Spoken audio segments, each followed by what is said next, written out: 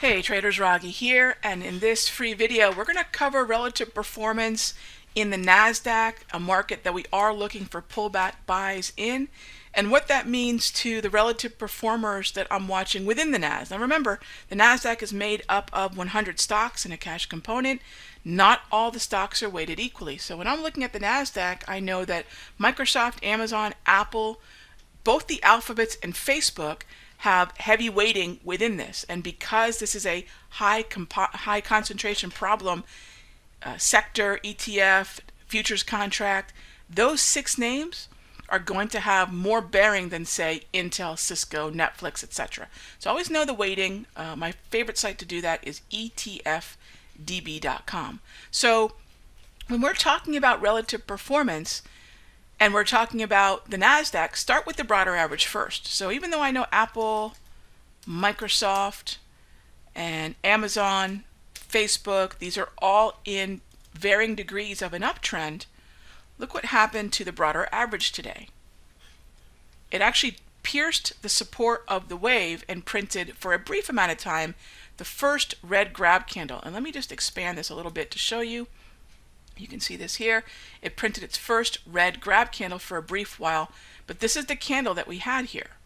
Now, unlike the NASDAQ, which from a relative performance standpoint looks weaker, still bullish, but weaker than, say, Apple, certainly weaker than Amazon, what we're talking about is relative performance. These components are heavily weighted within the NASDAQ, but look better than the broader average. So rather than buy the NAS or buy futures options in the NASDAQ, we can additionally, or even instead of, buy the relative performers or outperformers really in the NASDAQ. And so the alerts that went out to members, and we'll talk about this in the premium video, but the alerts that went out to members were in names like Apple, were in names like Microsoft. We've had our eye on Visa for the same reason as it applies to the S&P. We have also looked at both Google and Facebook. So again, all names, top 6 names in the NASDAQ that are down near buy levels. If these stocks are near buy levels, so too are the QQQ in the NASDAQ.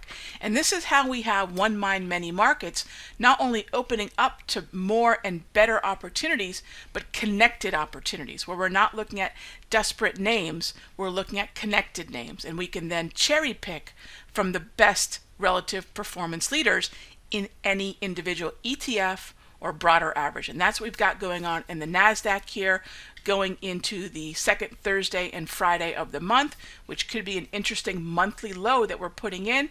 We'll see how the trade talks progress, but I'm thinking the market's really going to be looking to get long into the weekend, or at least put in the lows before the weekend.